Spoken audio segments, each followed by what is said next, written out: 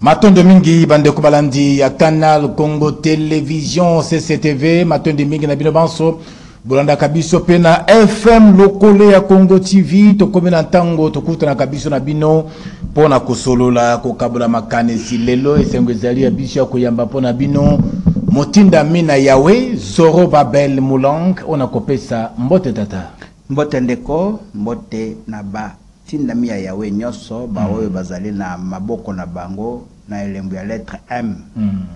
Mbote pe na bandeko nyoso ya bapele bayeba kozonga la kombo na yawe po yango nde ezali lubiko na se ya moi. Voilà lelo na motinda mina yawe Zoro Babel Mulang ekozala penza likambo ya kozwa mituna ya bandeko balandi bazalaki na biso mbaleleki botuna ki mituna ebongo toko zongi toko komisa yango epai na motinda mina yawe Zoro Babel Mulang oya kosunga biso na biyano kopesa na mituna miso botuna ke pai na biso likambo ezalaki ya koyeba soki Yesu azali solo nzambe bongo motinda mina yawe oyo azali na etinda ya koyebisa na ba contemporain na ye na bandeko na ye kombo na yawe oyo bango basengeli kozonga epai na ye pona kotosa pe kozalobiko akomeka amekaki kolakisa na nzela ya makomi oyo yatalisaki ndenge nini Yesu azali nzambe te yawe nde azali nzambe bongo mituna yaki na bandeko ndenge na ndenge tokokomisa yango lelo epai na invité na biso motinda mina yawe Zoro Babel ndeko moko atune biso likambo ya lettre M na maboko ya bandeko verset nini za kwa appuyer yango na kati ya Bible motinda mina yawe. Merci na motuna nakanyisi bandeko basengeli koyeba que Bible en soi les a trop trafiqué. Les a trafiqués. On peut faire un exemple sur le plan de la forme.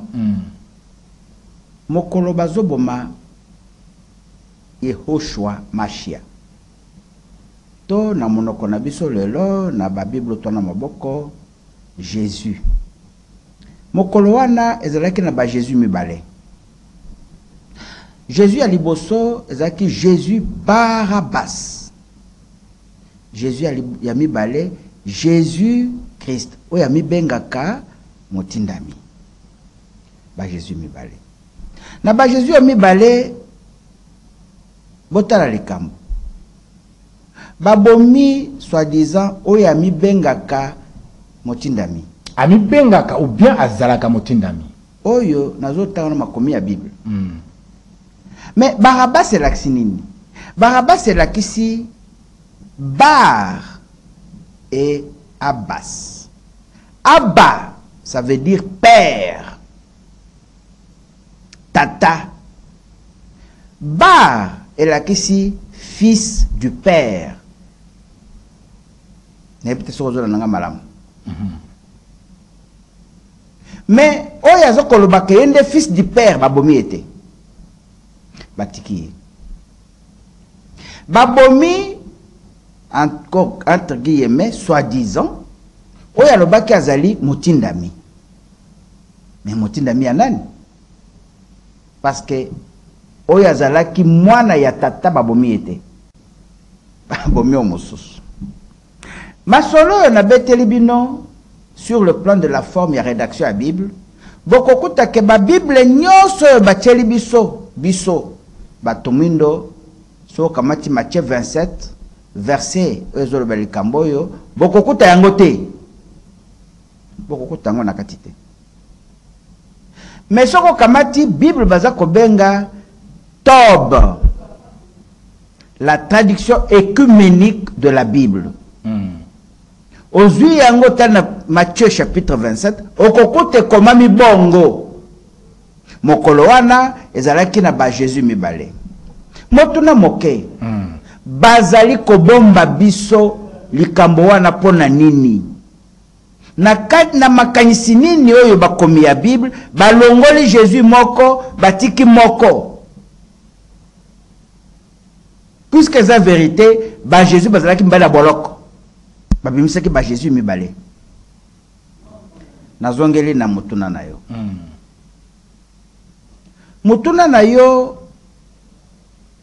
soki moto aza kolinga komanyola bien te esengeli asosola nanu ye moko.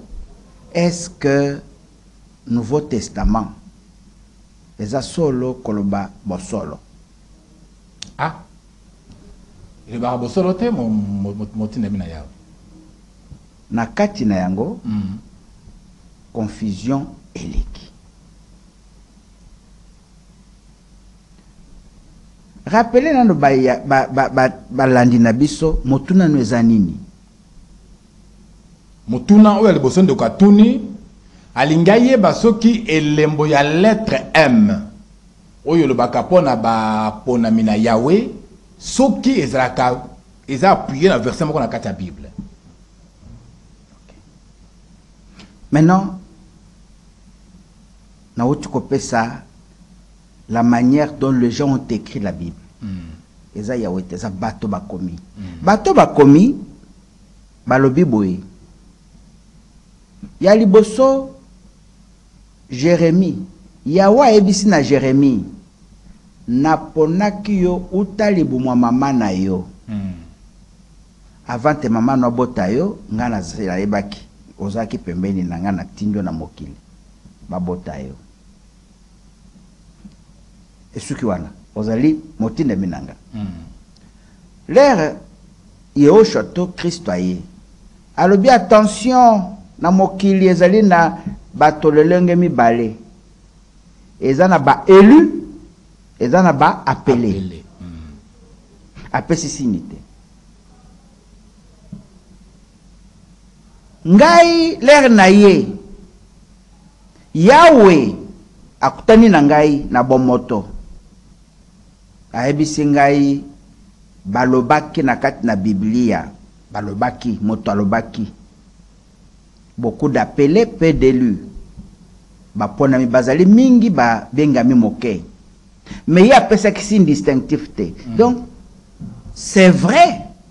Le lobaya Yahweh et moko à reconnaître. Et ça sous responsabilité ba comme mukandate. A pesa kasinité. Kasi yo kombo na yo Zorobabel. Zorobabel kende comme ça na bande kona yo. Oyo nyoso nzela ya maboko ezoko ma lettre M. Bawana bazali bapona minangai. Donc est-ce la Bible est? Mais c'est une évidence. Moto nyoso za na lettre M te et lettre M lokola élection.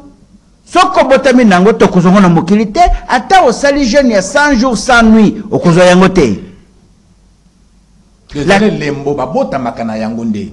Bateme ezali utali bwa mama na yo. Oponami uta la nuit de temps. Vous ne venez pas oye na mokili pona ko s'improviser koluka ko eba bonzambe te. Je regrette un peu que le Mamadou est un peu choquant bongo.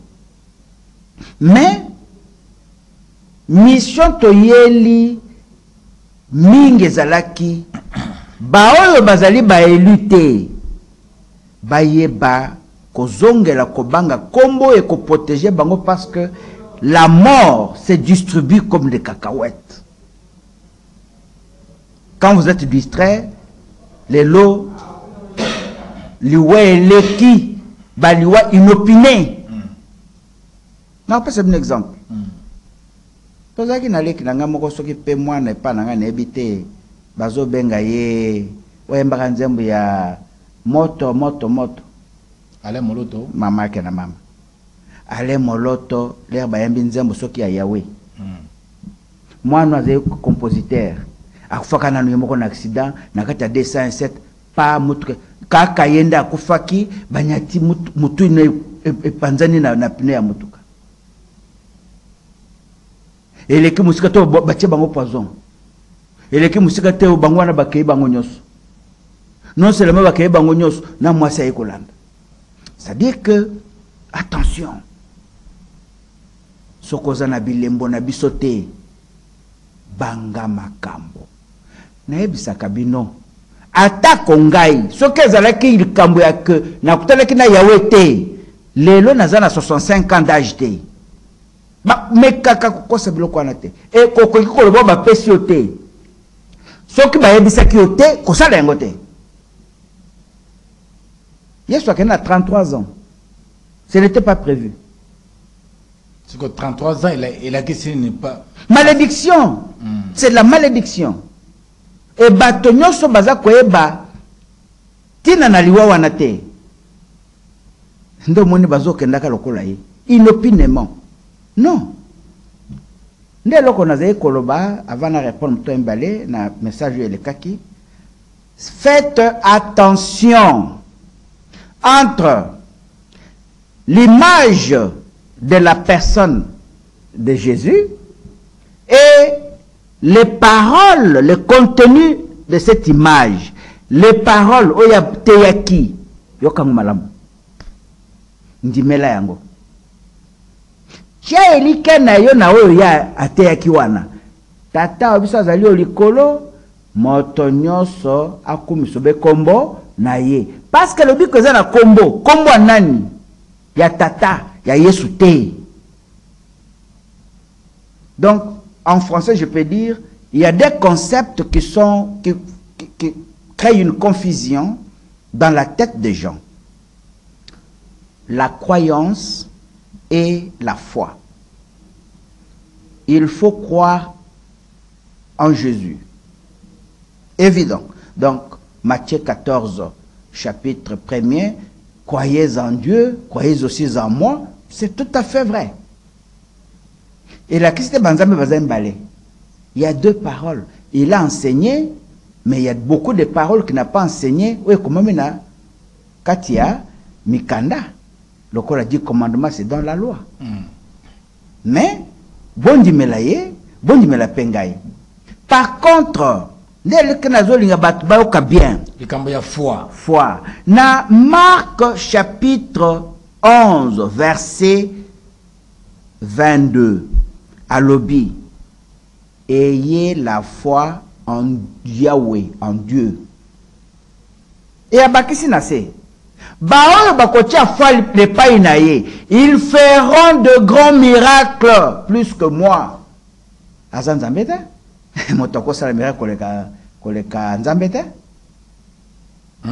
Merci. Yami Balé, à l'obi, vous direz à cette montagne, Longwa kende kuna eko changer.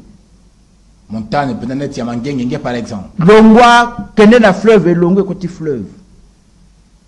C'est lui qui a dit. Mais il parlait en parabole. Les gens ne comprenaient pas les paraboles. Et montagne n'a quoi que c'est illustration nango. Ah, deux ans montagne autre monde na mangenge na malukuté. Te montagne makambo yo koko rencontrer la vie na yo. Très bien.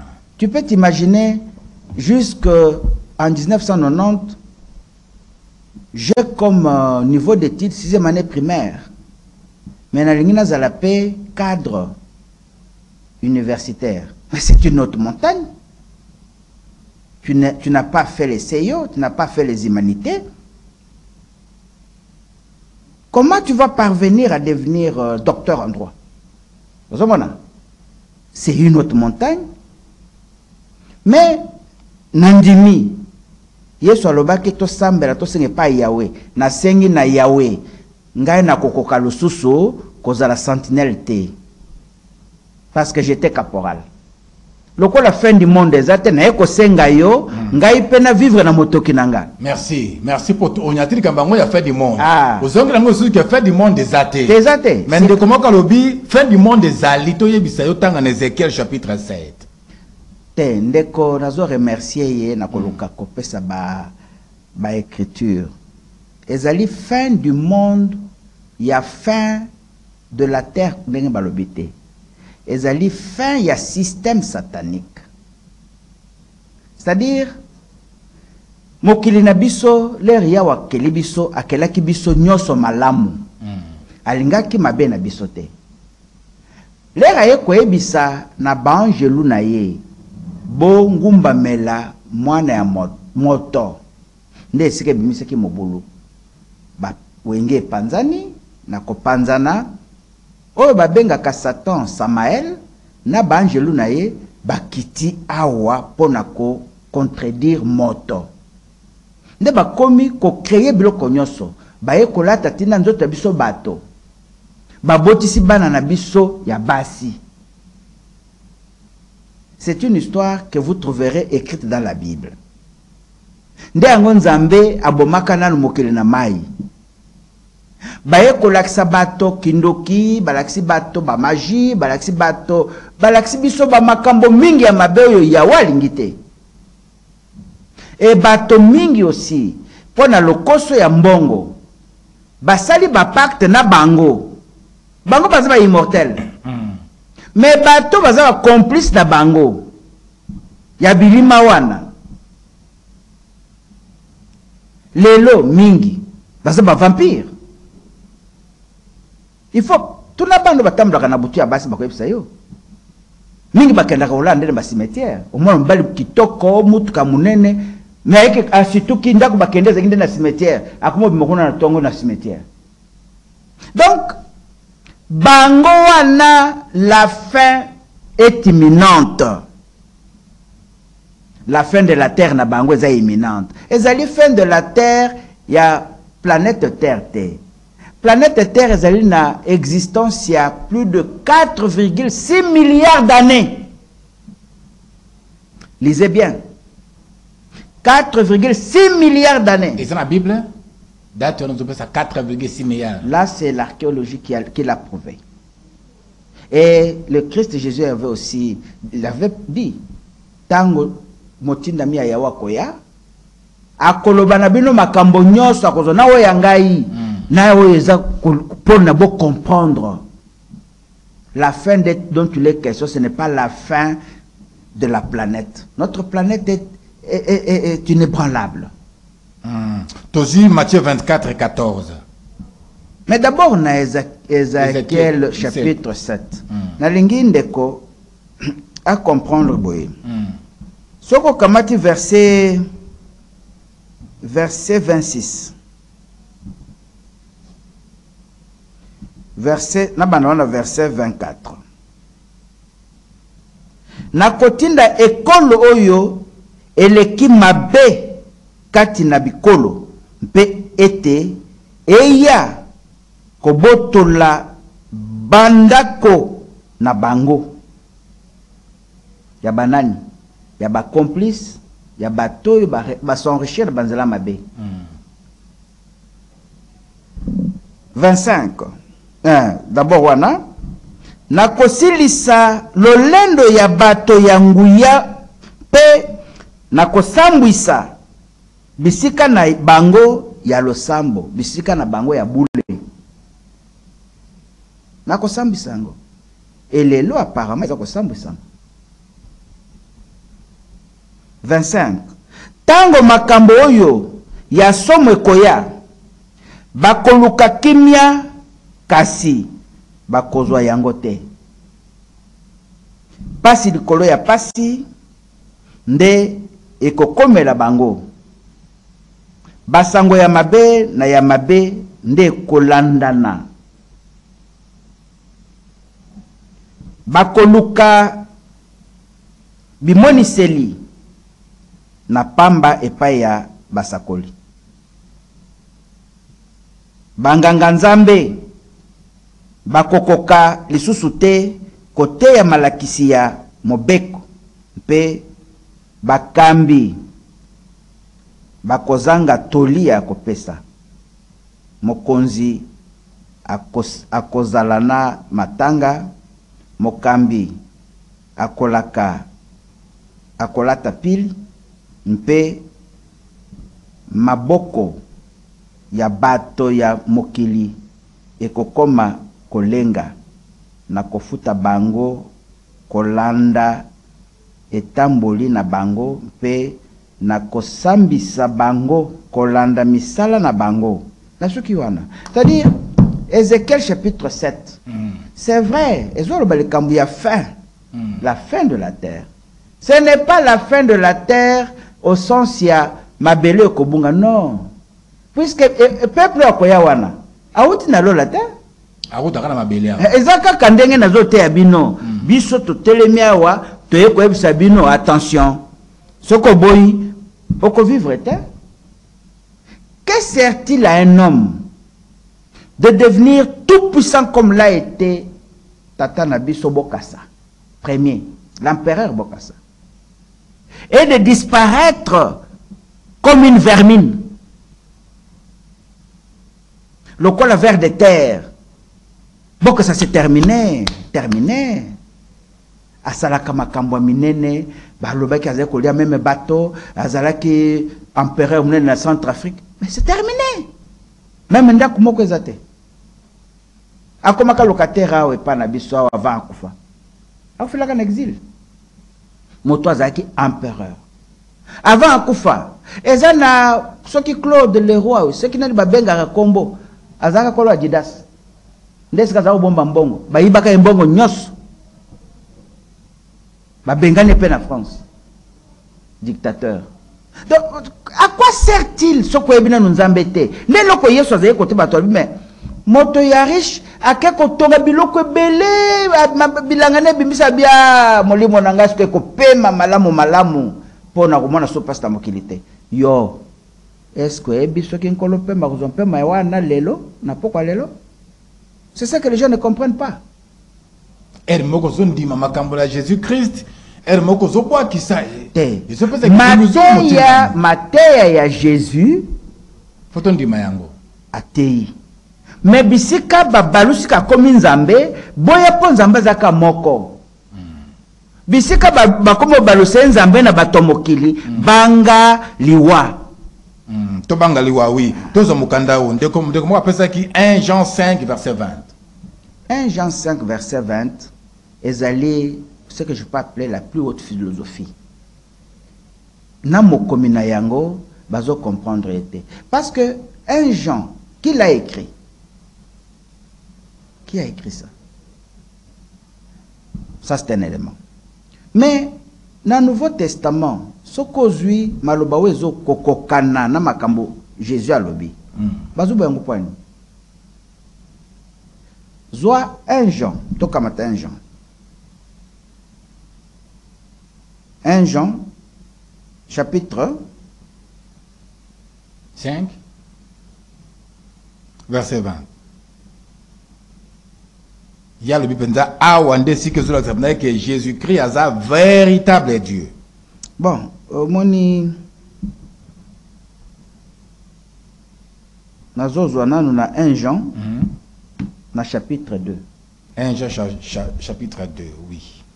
Qui est le menteur? 2 verset 1. Chapitre 2, verset 22. Qui est le menteur? Sinon, celui qui nie que Jésus est le Christ. Lorsque vous niez que Jésus est le Christ, vous êtes menteur. C'est comme ça que tous les chrétiens, ce sont des menteurs. Oh.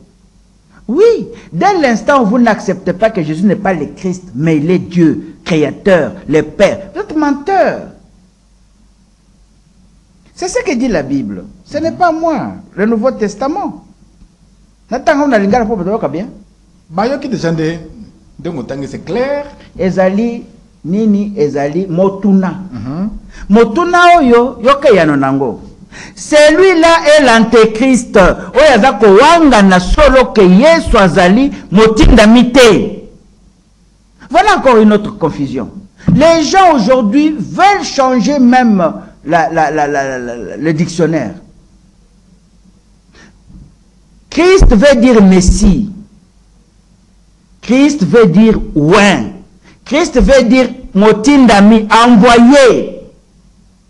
Christ ne veut pas dire esprit. Non.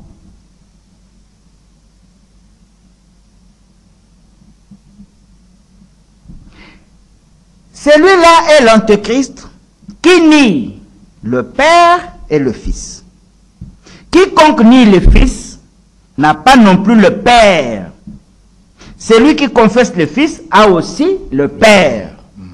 C'est-à-dire que po discours nous ezali ya solo ndimaka azali motindami yawe atindaki ye azali ekelamu ya yawe okomi complet. Mais sur le but qui azali yemoko Yahweh. Yewana Yahweh, non, Dieu menteur. Au beaucoup de kuta. Au beaucoup de kuta. C'est quoi 1 Jean 5, 20. Au second de quoi? Dans des chapitres.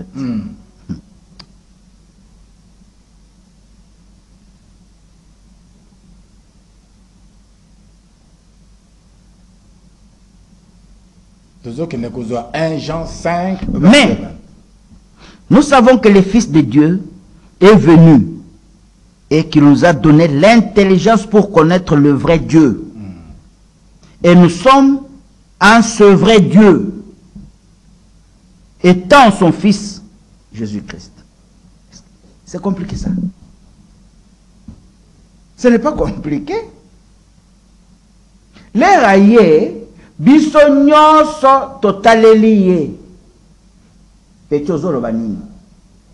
Na yoko sabino tata tindinga ine sabino moto nyoso asambelo beleye totunie mutuna mususu ozo benge tata tata ngo na yo tata nde nani abika si tata nanga nde we bino bayuda bobengaka nzambe.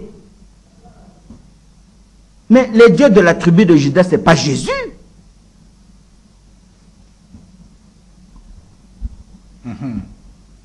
Donc, en Jésus, nous avons connu le vrai Dieu.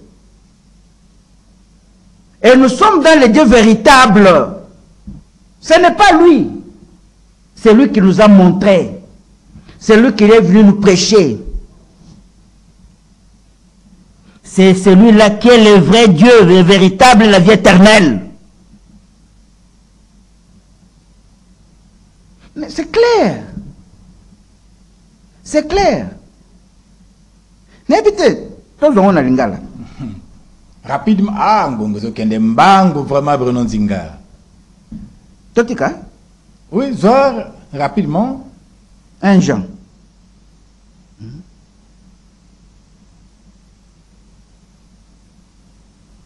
Chapitre 5, verset 20. Toyebi lususu ete mwana na nzambe asila koya mpe apesa biso bososoli po ete tokoka koyeba ye oyo azali solo.